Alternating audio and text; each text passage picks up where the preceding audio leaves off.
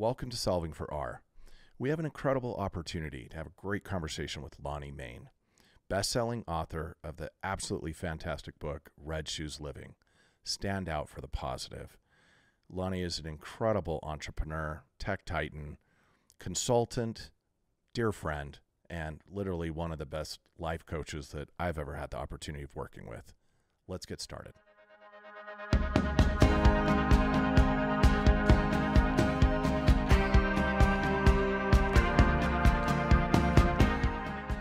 You know, what's interesting, if I may, just to jump always, in, and always. then I'll follow you, Dave, from here on out. But there are moments in time that happen. We had a little bit of a technical difficulty here in recording, so we had to pause to let Bobby get that fixed. But what it allowed, or what it opened up for myself and you, is to have a conversation that we've known each other a while. We haven't had for a long time. Yeah. And I think that's a great message in life too. Sometimes things happen. In fact, they happen to us every day. But if we just ask ourselves that question, all right, it's not ideal, but what does it open up for us? Yeah. And it gave us the space to do that. So Yeah. gratitude, grateful to have had that. Yep. So, Absolutely. yeah. And that's what came from that. It's an amazing conversation. I was super honored by it, man.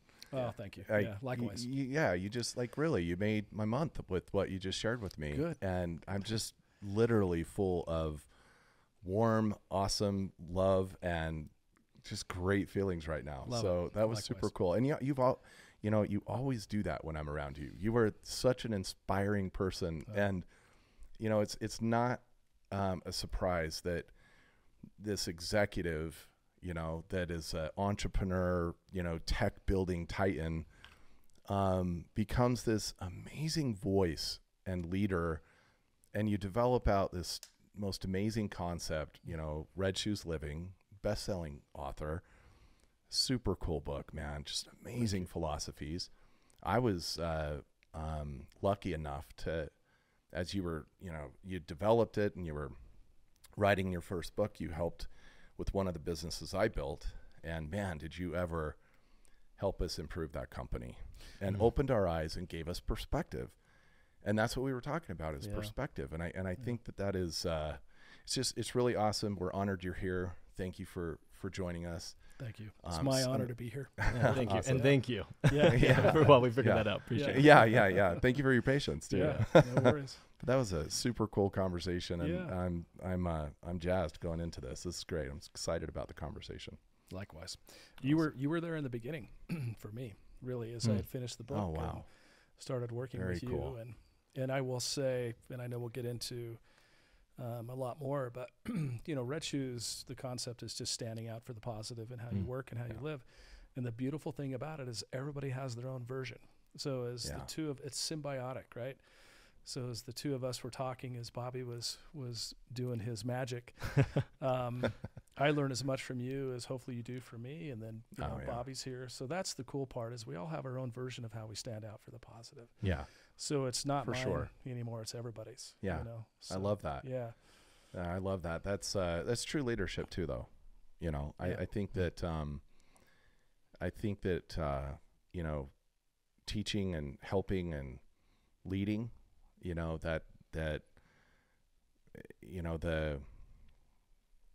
the knowledge that's created is not your knowledge. Right. It's everybody's knowledge. And the progress that you make is not your progress. It's everybody's progress. Yeah. Right. Yeah. And you have always been that way. And I love this simplicity of the Red Shoes. By the way, I don't know if the camera can see this, but I have my red Chucks on. Representing today. I'm representing. I'm standing out for the positive. But that message, stand out for the positive.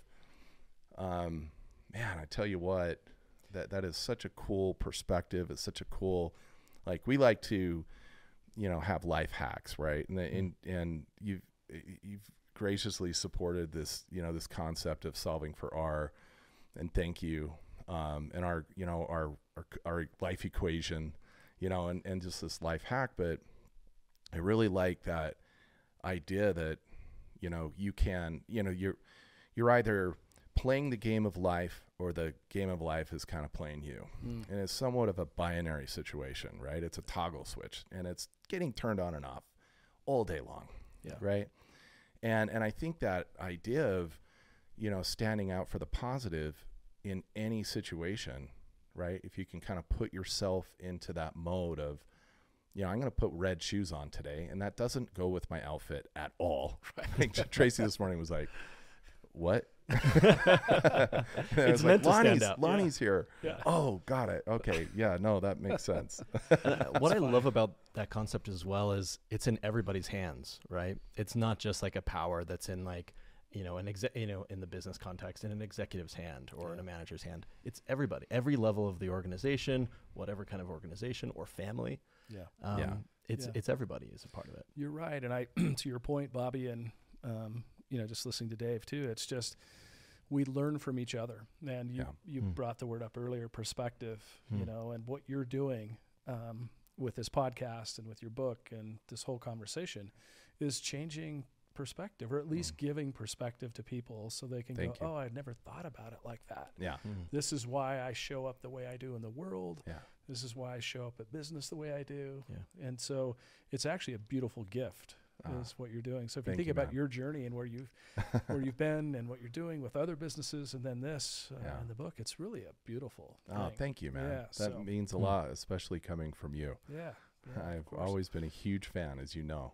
So that means a lot, man. That's very cool. And, we had this great conversation about perspective.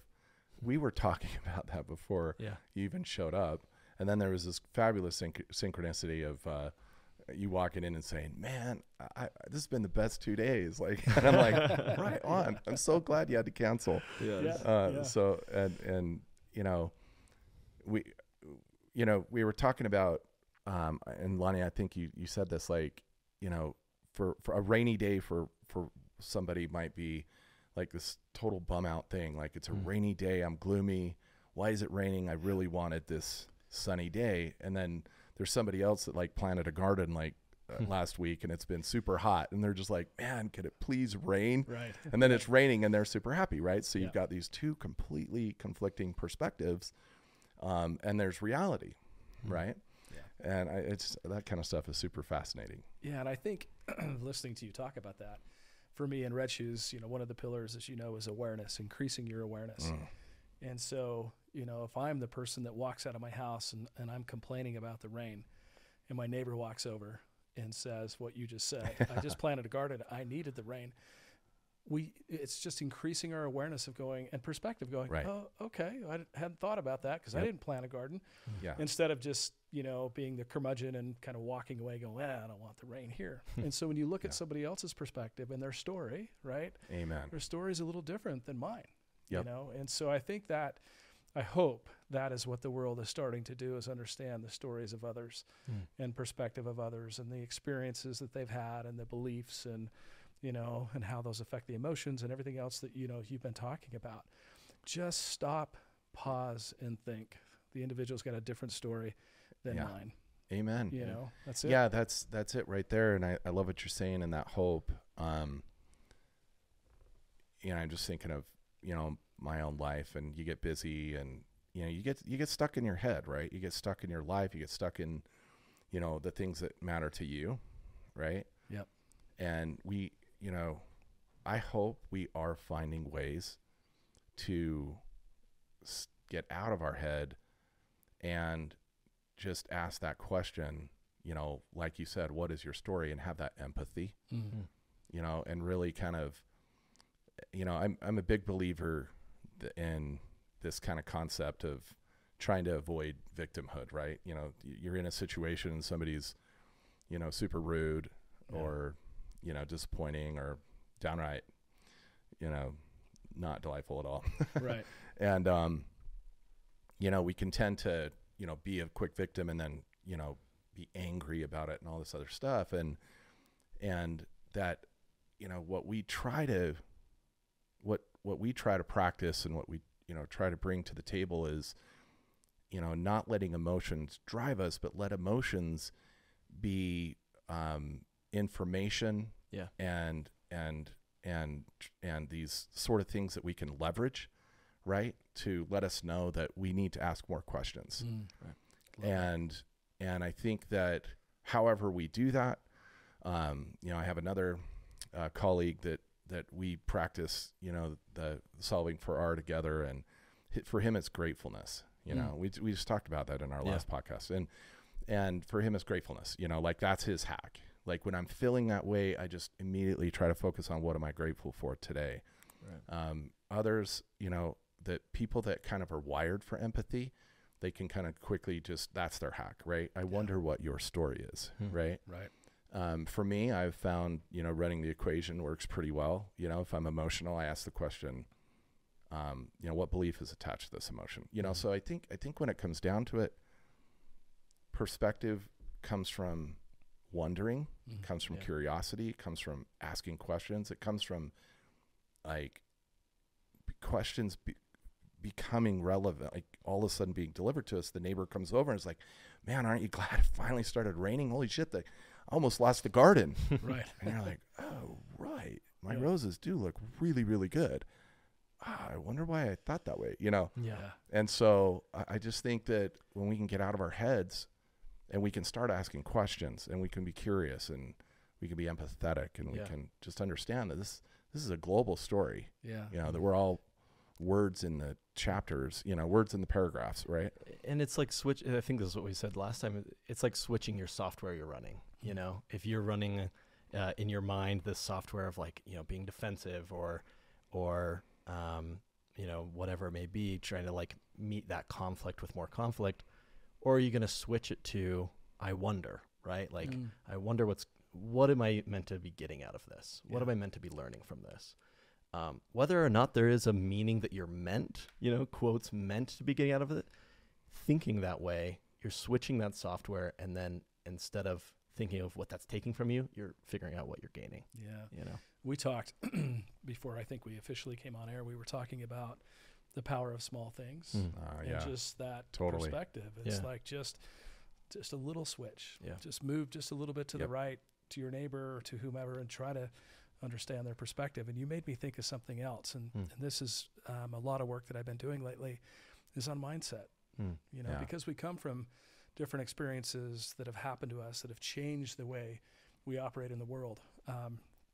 But there is some statistics out there, and I think, Dave, you and I chatted about this a while ago. The old statistics would say there are 60 to 70,000 unique thoughts that go through our mind every day. 85% are negative and 90% are repetitive. Repetitive from the day or the week before. Right.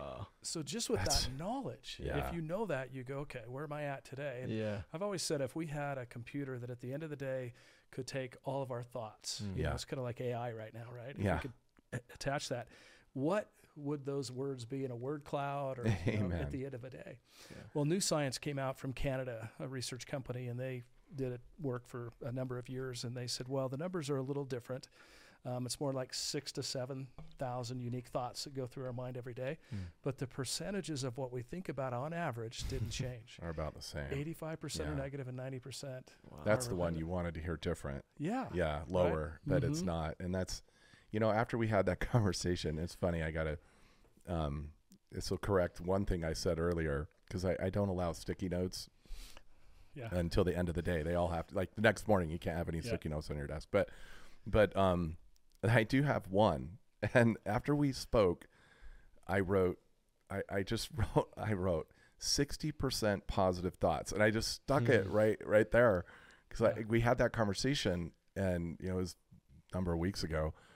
And I just was like, holy shit, I can't, I got to battle that. I got to fight that. It's a fight. It is a fight. Yeah. It's, you know, it's, you got to play this game. Yeah. This game of life, it's a life to be played. And it's not perfect. No. Bobby's point is right. It's these little It's a sandbox game, right? Yeah. It's like everybody wins. You know, it's like Little League, you know, baseball. We all get a trophy in the end. What's incredible to me about that statistic is if 85% of our thoughts in a day are negative, it's amazing to me how many positive things still happen despite that. So right there, back to perspective, right? If you can think about that, and see the world that way. Again, as we were getting set up here in beautiful setting that you guys have here, and we had a couple little things that we needed to tweak. That's kind of where my mind went, which is why I shared the story that I did with you. But you have to train yourself to do it. Yeah. And then really quick, if I may, back to gratitude, the number one trait or behavior that we see, and Dave, I'm looking at you, and Bobby, I'm just getting to know you, but I'm sure I can already tell you're this way, is gratitude.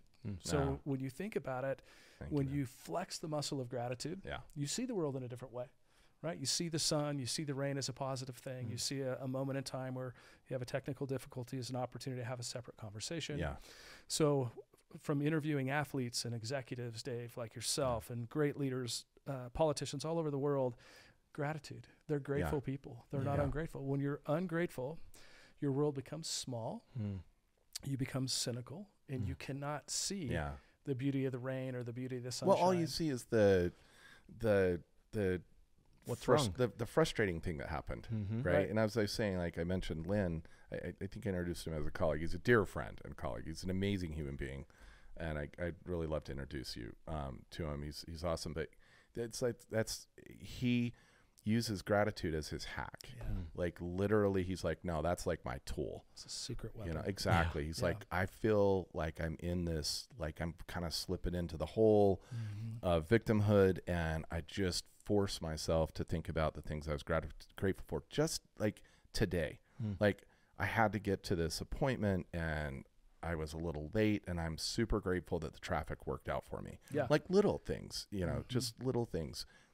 All of the, and big things. There's big things and little things, and you know, I'm grateful for my sight, and you know, I'm grateful for the glass of wine I'm going to have tonight, or whatever, you know, whatever it might be. So I agree with you. I think that you know, perspective in that is huge, and there's something, Lonnie, you've always said that has always resonated with me, and it really ties into the, you know, this is a game to be played, life, right? And that is choice of thought. You know, choice of thought is something that you really teach. And I didn't know what that meant, because I had when we first met, I had belief systems that, I didn't have the perspective of it. But then you taught me, like, you know, you need to have discipline in all the things you can think.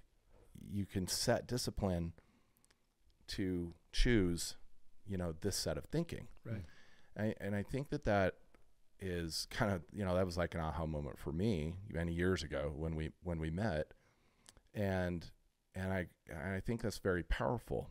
You know, we talk about that in that, you know, beliefs give rise to your emotions, and then it, you know, it starts driving these thoughts, right? But then thoughts, I think, are really powerful things that set perspective and kind of choose your probable reality, right?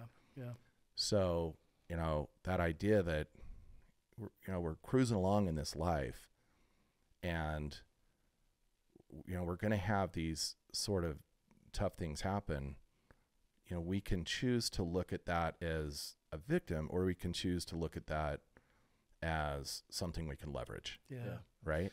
And get perspective and start asking questions, to your point. Absolutely. And you're making me think of something else that I've been sharing with leaders and executives and just human beings. And very cool. If you look on a scale from 1 to 10, so every day we wake up, you're going to have that glass of wine tonight. You're going to go to bed. I don't know. I maybe not tonight. I try not to drink so much during the week. Maybe I will. Maybe I will. Especially after the great conversation we had before the podcast. I'm like, I'm going to celebrate. But you'll go to bed and you'll recharge, and sleep is a weapon, right? The basics are really important. Good friends, hydration, sleep, like all that stuff. You know, you have to kind of red shoes yourself first before you can red shoes other people. Absolutely. But then you'll wake up and you have an energy meter throughout the day. And so when things happen that may be perceived by us as individuals as negative, the question becomes, how much energy am I going to spend? Because I've got a podcast, I've got my family, I've got a ball game to go to, I've got, you know, and so just back to perspective, just having a model, and what you've created is a model. And I believe in models because we get lost. We're human. Right. Oh, The noise gets loud We out are there, human, man. right? And that's the other thing I would say that I've learned. And again, I've learned this from other people, which is the beautiful thing about everything we're talking about. I think we've all collaborated and learned, from other people. Yeah. You got to give yourself some grace. Amen. Because every day is not going to be Amen. perfect. And, and sometimes it's our significant other or friend that says, hey, man, you're actually doing really well. Like, give yourself some grace. Have the glass of wine or go to a movie or go for a walk. Such a good point. Tomorrow's a new day. Right. Such a good and we're point. so hard on ourselves. Oh my gosh. Sometimes. So we're brutal on ourselves. We are. It's insane. Yeah. How tough we are on ourselves. Well, I'll share something with you guys. It's personal but it's authentic. And Chief of Staff Hillary is here in the room with us today. Yeah. And at 4:00 this morning, I'm winding down a company that I was helping run for a period of time and writing a new book on Red Shoes called Red Shoes Rising. And just a couple of little things. Average day. Nice little day, So I've got this space that I'm starting to step into where I can breathe a little bit. That's why it's nice being here with you, and you acknowledge that, and I appreciate that. Thank you. But I was thinking, what's driven my behavior, and this kind of goes back, to you. And when I was a young boy, my father, the story, he was a professional wrestler and kind of a crazy story. And he passed. He wrestled Andre the Giant. He wrestled Andre the Giant. He wrestled Dwayne The Rock Johnson's father, Rocky Johnson. And grew up in this world where he had this bigger than life personality, this man that was like Santa Claus to everybody every day. People loved him. He always had a twinkle in his eye and was funny and engaging and, all of these things. But he never saw me play any sport, baseball, football, never. He was traveling the world and busy and I so desired to have him see anything. Yeah. And the one football game he was supposed to show up to, he couldn't. His brother found out, and he's an executive, a mentor of mine, and he showed up. I'll never forget. It was on a Saturday. It was raining outside, back to the rain story, and it was a muddy football game, and I looked to the sideline, and I couldn't see my dad, and I could see the rest of my family kind of, trying to encourage me. The look of mixed disappointment and trying to give you positive energy. Exactly. Yeah, I could feel that. That story. Finished the game, walked to the sideline, and my dad's brother, his older brother, my uncle, 3-piece suit back in the day, kind of the old IBM look. Yeah. And I had mud from head to toe, and he just gave me this huge hug. I love it. And I remember kind of pulling back, like, I'm so muddy. And he's like, nah, it's good. Come here. I love this mud. Yeah. But what I recognized, and again, this just kind of went through my mind today, is that I spent the rest of my life imagining after my father passed, like when I was in school, we had a little window on the door when I was in 5th grade, 6th grade, and I would do my classwork. And this is kind of tied back to what you've created in terms of my behavior. And I would imagine my dad was peeking through the door. So I tried to do my schoolwork and be a good child at the highest level, imagining that he was still able to see me. So here I am, 56 years old. Yeah. And I still think I'm hoping he's going to look through a window and see the work I'm doing, So, absolutely, man. So it's kind of back to the behavior and the emotions and everything that, that we've talked about. And such a beautiful story, man. And that's something you've identified that drives you forward. Yeah. I thought, why am I so driven? Sure. Well, we tend to think that beliefs are these sort of nebulous, files, memory files in some data bank in our head. And look, when we created the beliefs that drive, that reality, right? And that feeling when we're 56 years old, right? New beliefs don't neutralize old beliefs. You just keep all of them until you acknowledge them and reconcile with them, So there's an emotion you have, right, when you're having that feeling, right? And that's when you can then get curious. That's when you can ask the question, I wonder, what belief is tied to this emotion, this experience I'm having right now? Yeah. And then you can kind of get, reintroduced, to that belief, because over time and space, you adopted this perspective and this set of thinking, right? And so, you know, at some point in time in your life, and you were alive and you were on your life's timeline, and you were Lonnie and you were a person, you might have been 18, you might have been 27, you know, whenever it was, but that's kind of when it kind of was like ding, ding, ding, belief fully intact. Like, I believe this now. This is the deal, right? Yeah. And if we could get in a time machine, and if we could go back and visit that Lonnie, you know, what would you say? You would have a conversation with that belief, right? And that's what we mean when we say belief persona. And so I love what you just shared there, because it's a perfect example of that. Yeah. You know, we all have that. Yeah. You know, every single day I will have some feeling at, you know, 54 years old. Sorry, I got you. Oh, you're making me older now. I'm a young punk. Yeah. But I'm like, why am I feeling this way? Oh, hey, come on, we're on the equation. You know, let's ask the question. Let's be curious. Yeah. But we just do, you know, we have them. And as we mature, and as we gain perspective, and we gain enlightenment, and we gain knowledge, and you know, we gain experience and all this other stuff, it doesn't wipe out all the other beliefs. It doesn't neutralize them. You know, there's just stacking on top and stacking on top and stacking on top. And I think that's where you say we need to give ourselves some grace. Like, it's kind of like, I think of, like, you know, you really need to learn to love yourself. You need to learn that Lonnie. You need to learn to love, you know, I need to learn to love that Dave that had that experience and that holds that belief. And and Lonnie needs to learn to love that Lonnie that had that experience, that has that belief. Personally, I think that's a beautiful belief.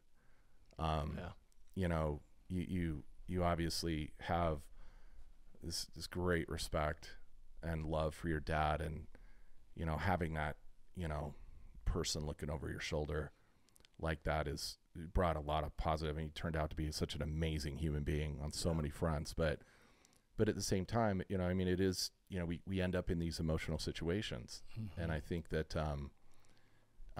it gives us an opportunity to leverage the emotion, right? Not just be like, I'm emotional, right? And just kind of be controlled by that emotion.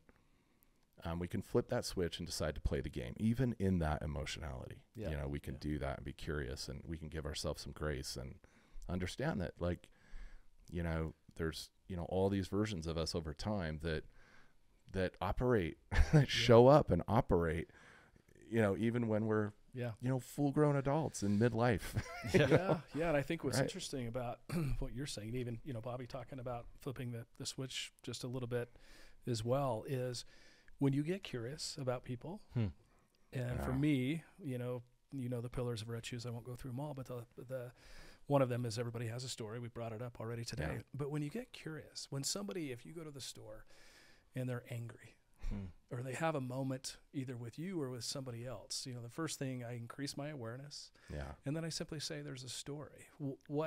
I don't have to like what that person's doing. Yeah. But I can give perspective and get curious and go, there's a story behind it. Maybe they had a bad day. Maybe they've had a bad year. Who knows? I love that. And I think both in business and in life, that concept has really helped me.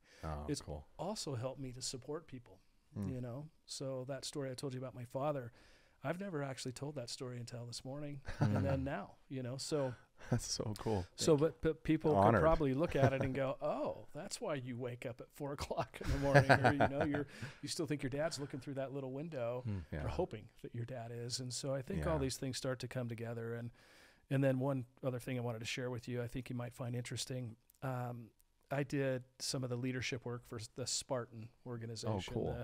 Outdoor obstacle course. Yeah. They just bought Tough Mudder, and Joe DeSena, the CEO, is a friend of mine, amazing human being, lots of stories. That's awesome. And one of the people, we were going around to different baseball stadiums before the events at the stadiums. So I got to see, you know, Wrigley and all these different places. And we were doing leadership events the night before the event. So we'd bring in all these executives, and then we'd bring in some interesting people to interview. Very cool. And I would talk, and then I would interview. But one gentleman, and you made me think of this, Dave, his name's Dean McKee, and he was wrongly convicted of of a crime, that it was actually committed by his father, or excuse me, by his brother. And as he was younger than his brother, and his father went to the brother and said, Dean, you need to take the fall because you're younger and you'll get in less trouble. No way. Wow. He was convicted and put in prison for 30 years. No. And I think he was 17. Dean, if you're hearing this, I Oh, apologize. man. You might have been even younger, but he, Wow. so it had been maybe a year. The Innocence Project got involved eventually and got him vindicated. Okay. And Wow, so cool. found that it was not him, you Oh, know, wow. but can you imagine 30 years of your life? That's unimaginable. Yeah. So I had him on stage and I said, Jeez. Dean, and by the way, right before that was one of the first times he'd been on an airplane. And he's a big, strapping, strong guy, right? He had to be all those years in prison. No doubt. And we were in Philadelphia Phillies Stadium, and we're sitting on this stage in this suite, and the floor is shaking because he's so nervous to be talking in front of all these people. Wow. And I kept saying to him, just look at me. It's just the two of us. Nobody else is out there. Right. But I asked him a question. I said, Dean, how did you get through it? And he said two things. He said, number one, I became my own best friend. Which is kind of back, Dave, to what you were saying, is how you have to take care of yourself before you can take care of anybody else. Sure. And then he said, I just had gratitude. And then the third thing he said to me, which floored me, he said, Lonnie, have you ever had a toothpaste and toilet paper sandwich? And I literally looked at the audience. No, not recently. Yeah. And I said, no. Man. And he said, I have. And he said, on days like that, and I think there was a reason why that's all the food he had at the time. He said, but if you had like Aquafresh that had multiple flavors, that was the deal. That was Christmas. Yeah, dinner. That was Thanksgiving. So you talk about perspective, and the reason I share that story with you though is he's an amazing human being. Lives in Florida now. He's got his own business. He's thriving. He's doing well, healthy, but become your own best friend. Yeah. Right. Amen. And sometimes that's all you've got. Amen. When everything's going, to the left or to the right. So anyway. Yeah. No, that's important. It's incredible. And because I think when you were talking about gratitude, I was picturing it as like scales, right? It's like if you've got a lot going on this scale, like bringing you down, the gratitude is what's going to level you out. In that scenario, that's the extreme. I mean, I can't imagine the level of mastery of gratitude that he had to come to be able to level those scales. Yeah, and the scale, I think you're absolutely right. We're so fortunate, right? Yeah. We have so much. So much to be grateful for. Right. Yeah, his scale was, when the sun would shine through, he told me a little window in his cell, and he would just sit there and let the sun hit his face, right? Or eventually they let him plant a garden, and he just planting a garden and it's being like able to see real life Shawshank Redemption here. Yeah. Totally. I mean, good gravy. Yeah. So again, back to the work that you guys are doing, and that's all we're trying to do is put something out there that people can relate to and understand maybe why we behave the way we do, or what we've experienced and how we solve. Yeah, right? just to I love that, and you and I have always had a lot of fun with that, and you've taught me a lot of that, strategy, Lonnie. That you can bring tactical tools to the table, like. We have like these devices, right? Like if I don't set an appointment and an alarm for it, I'm gonna miss it. Yeah. So I have tools to help me not miss appointments. we need to practice these tools, and we can bring them to the fold. Yeah. Right. And it's not an easy thing to do. Like and we run into all of these scenarios and these situations, and life is just getting more and more and more complex, and I think that we have to find these concepts like red shoes. We have solving for R, but what kind of tactical sort of hacks can we just bring to the table every day that just give us that edge, kind of shift us out of that little kind of hole that kind of we get tripped into, right? And then just kind of move into that next level and play the game, and get to the end of the day. We don't have like you shouldn't wake up in the morning and be like, I hope I have a good day, right? You're gonna have a good day, and you're gonna have a bad day, you're gonna have a medium day, you're gonna have it's all gonna be in the day, But to your point, it's like, okay, what can I do to be grateful for the good parts of the day, right? Yeah. And then you know, I find that if I measure it and, you know, you kind of write it down, and people find huge power in journaling. Because like, holy crap, that was like a really good day. Well, that's the whole point, because, you know, earlier, like you were saying, like 85% of our thoughts are negative, 90% of them are repetitive. Yeah. That's hardcore. Yeah. How do you battle that? Well, I mean, start with a journal and be honest in the journal. Like, that was pretty cool. Actually, that was amazing. And then you read the journal and then you're like, wow, that was actually a really great day. Holy crap. You know? Yeah. And so, you know, we have these tools. It's discipline. You know, it's hard. You know, I find it so difficult that I find it interesting, actually. Let me put it this way. I find it really interesting that the time that you need to bring the hack, whatever your hack is, to the table is when you can't the most. Yeah. I mean, that's the game. Journaling is a great example of that. Yeah. Right. Sometimes I journal like you, and Bobby, you're a little younger than both of us. Oh, I do it. Do you? Oh yeah. But if you think about, there are days that I don't want to journal because what I'm about to write is not about gratitude. Or it's not great. A friend of mine told me once, it's a doctor friend that I've introduced to other people to work with leaders and sports people, and he said, when you can go back in your journal a year and maybe look at a couple of days that were tough and read it and not have that emotional connection to it and go, oh, I remember that. It was a bad day, but it's not where I'm at now. Yeah. He said, then you've arrived. So you keep writing in your journal. That's cool. And to your point, Dave, be honest in it. I write stuff in there that I'm sure if anybody else read, they go, wow, you know, I can't believe he got there. Day. Yeah, exactly. Yeah. So I need to do it more.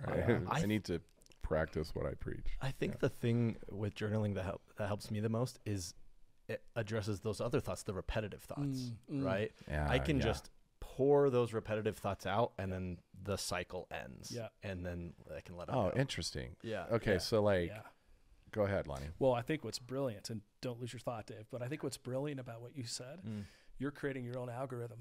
Yeah. So think about this now. When you go on social media, and we all do it, you know, a lot of my business is out there, and I've got a lot of followers, but there are days, depending on what I search or the algorithm immediately starts to attack me. Yes. And I have no control unless I turn it off or I can change it. Yeah. But in a journal, you are the algorithm. You are the algorithm. Right. Yeah. There's the book, You Are the Algorithm. Oh, yeah. I love it. Yeah. Maybe let's do that. Yeah. Well, all three of us will write it. That's cool. Yeah.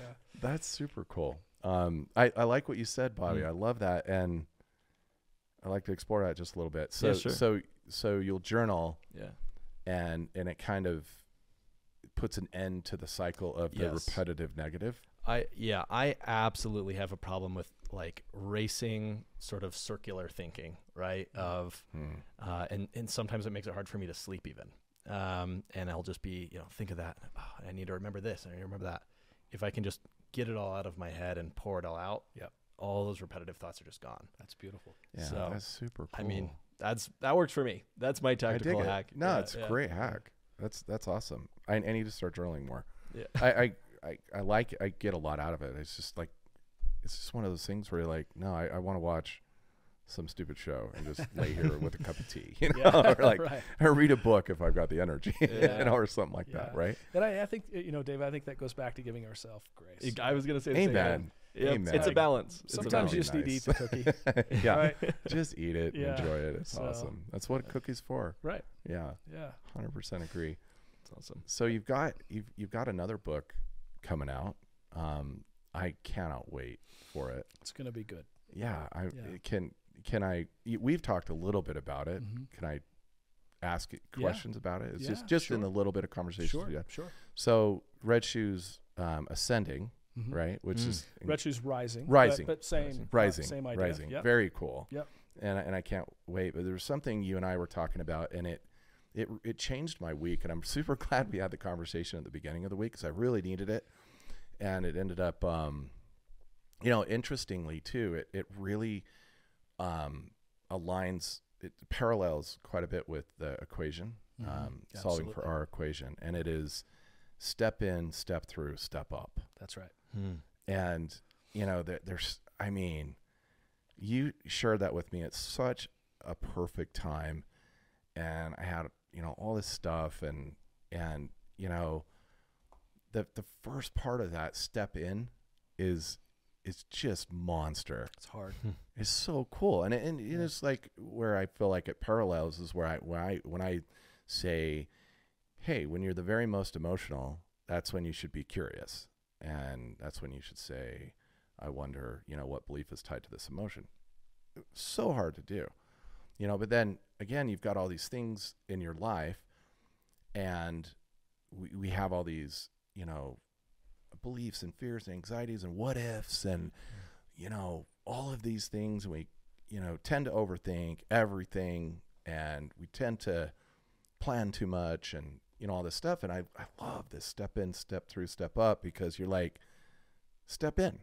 Yeah. Like, don't just step in, like just jump on in there. But now you're in. Yeah. Now you got to step through. Yeah.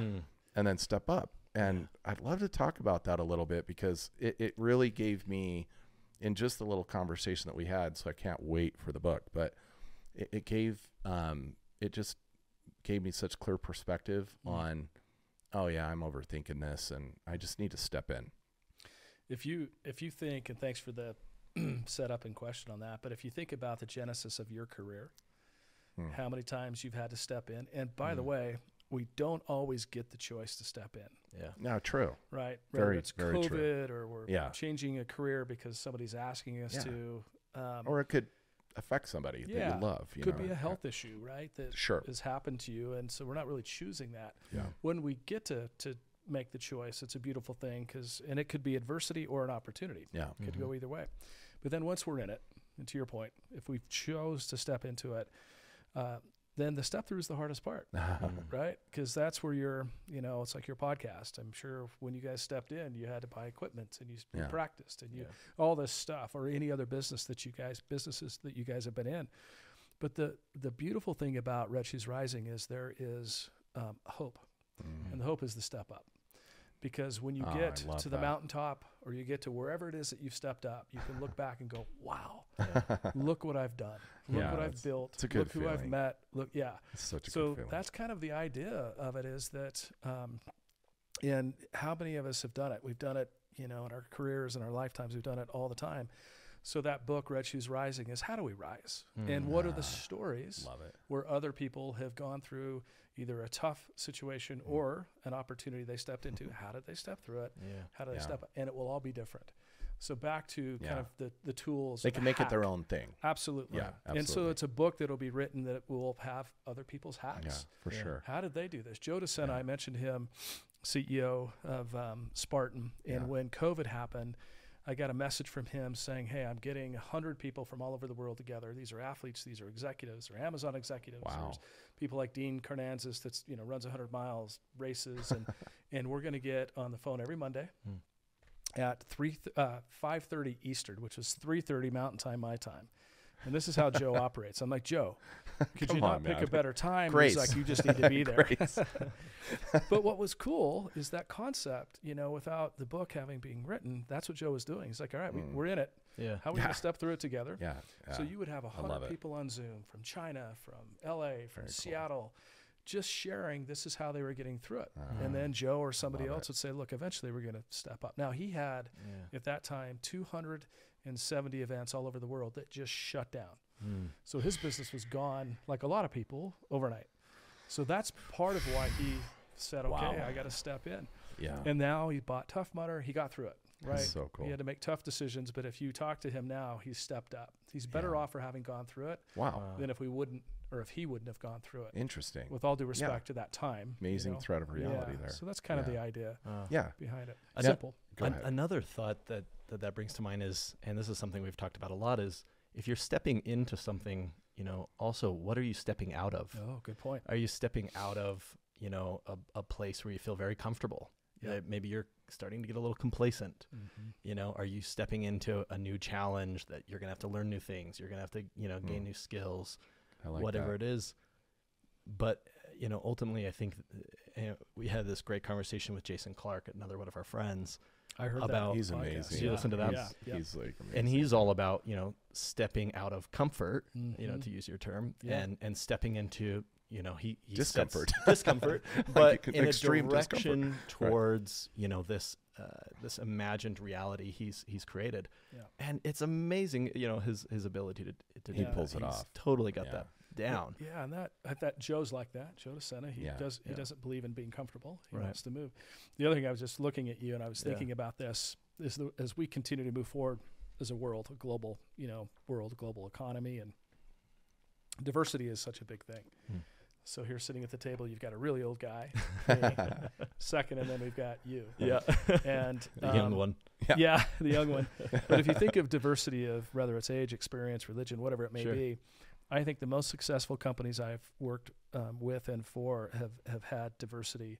Yeah. I'll just call it of experience. Sure. You know, again, Yeah. and so that I think is something that's truly important because I learn as much from my children now Mm. Oh yeah. as they learn from me. Like For they'll say things. sure. My daughter said to me, this has been a few years ago, but she's like, "Dad, you're either moving ahead or you're falling behind. There's Wow. no middle ground." yeah. It's Yeah, like, and I God, said, "Wow," it's and I went, 100% agree walked with away, that. and I was like, "I think I'm falling behind."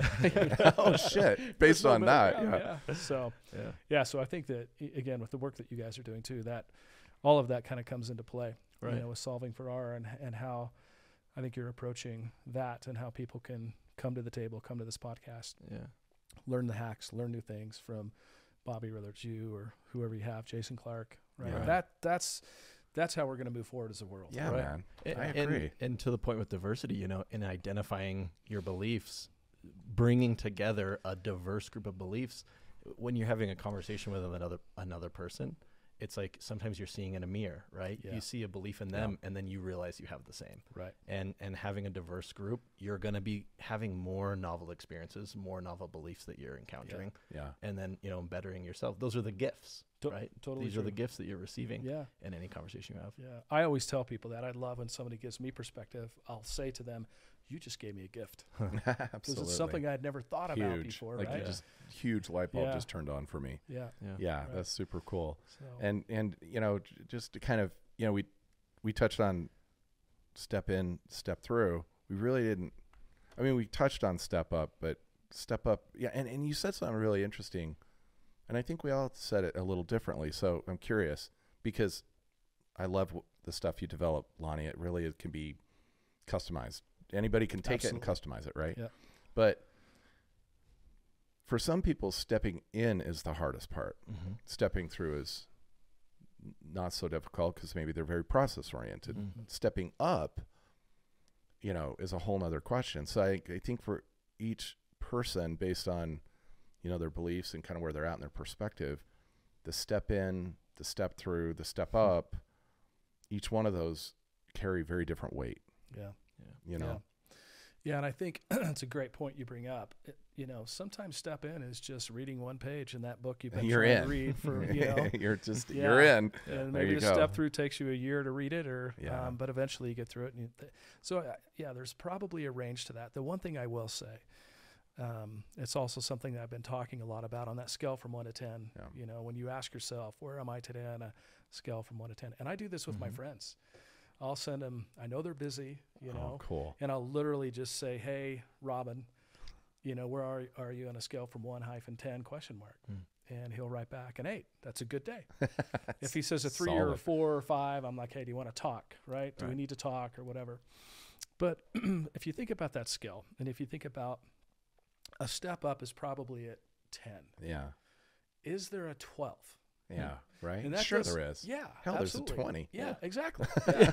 And so we've started talking about this level 12, like, and all that. It doesn't mean more work or harder work, or I'm going to work harder than anybody or wake up earlier. Yeah, That's not sure. what it means. It means the experience Yeah. from 10 to 12. That's how you It could go. be Yeah. falling in love, Yeah. That's a 20. right? Yeah, That's a that's a right? 20. Yeah, when you finally say, "Hey, I think I love you," and you know, Sure. that's a 10. Like you have those true feelings. Mhm. Yeah. for Maybe sure. flowers becomes the 12, or I don't know. Yeah. But there is this space above Yeah. 10 I agree. that most people, and I won't disrespect everybody here, but many people will never step into because they're afraid to. So if you can get to the 10, is there a little more there is. you can go? There is. Right? I 100% Hug agree a with little that. longer. I love that, dude. From 10 to 12. Maybe it's just that. Yeah. It's just a little longer hug with whoever your significant other is, right? Or yeah, I totally agree. another hour 100% of sleep, with that. whatever. It's kind of like the 212 boiling water thing, right? 211's hot water. Yeah. 212 is like that's exactly right. You could create like the Industrial Revolution. Yeah. You know, so I never thought about that. I read that book. Yeah, it's a great little book, you know. And I actually shared that with a colleague of mine recently. But no, I love that, man. I agree. I'm gonna look at that. We're not aiming for 10. Yeah. Right? Let's aim higher than 10. Right. Yeah. That's a belief constraining you. It is. 100% agree with that. Maybe this is a way to put it that hopefully people will connect with. I was just at a friend's wedding that I officiated, the first time I ever officiated. Oh, cool. And I was scared. That's awesome. I would be too. I'd be so nervous. Stages in front of 4,000 people and all. Man. And I was so scared. It'd be fun though. Yeah, it worked out great. But we were at a very zen place down in the jungle of Mexico, which was his spot. But I got up one morning to see the sunrise. 10 was this place was just awesome, and the people were awesome, and the wedding was beautiful, and they had a shaman, and they had a sweat lodge, and they had yoga. Like it was all cool. But one morning I thought, I'm going to get up, and I just want to see the sunrise. Well, I got up an hour before the sunrise, and then ended up going back and going to bed, and then got back up again, and I walked out, and I looked at who was kind of outside ahead of me. And that's level 12 for me. There were people of, all diversity out there that also wanted to see the sunrise. So 10 would have been just being there. Yeah. 12 was a few people that got up just to see the sunrise. And I was barely one of them. Barely. Yeah. That's cool, man. I love it. Well, dude, this has been insanely cool. It has been so much fun. Catching up with you is always a pleasure. You make my life better, man. And I always thank you for helping to support my positive beliefs that help me achieve my R. It's been amazing. I can't wait to read your book. I just am going to jump on that immediately. Absolutely. And yeah, man, thanks for just everything. We've known each other for a long time. Yep. You've always brought such great energy to my life and such great perspective. And every time I have an opportunity to do anything with you, it's just like I'm on cloud 9 after. It just means the world to me, brother. Very kind. It really does. Thank you. Thank you, Bobby. I feel like I got so many gifts today, so I am very, very grateful. And your book was a big gift. I mean, your first book. Cool. I'm so excited for your second. Right after I read that, I was on a call with my team, and I was like, okay, guys, we gotta implement this. We gotta talk about this. Nice. So thank you so much for that, and thank you for meeting with us. And this was amazing. Both. Yeah, awesome. Symbiotic. It goes both ways. Yeah. So I appreciate you guys very much. Thank you. You're welcome.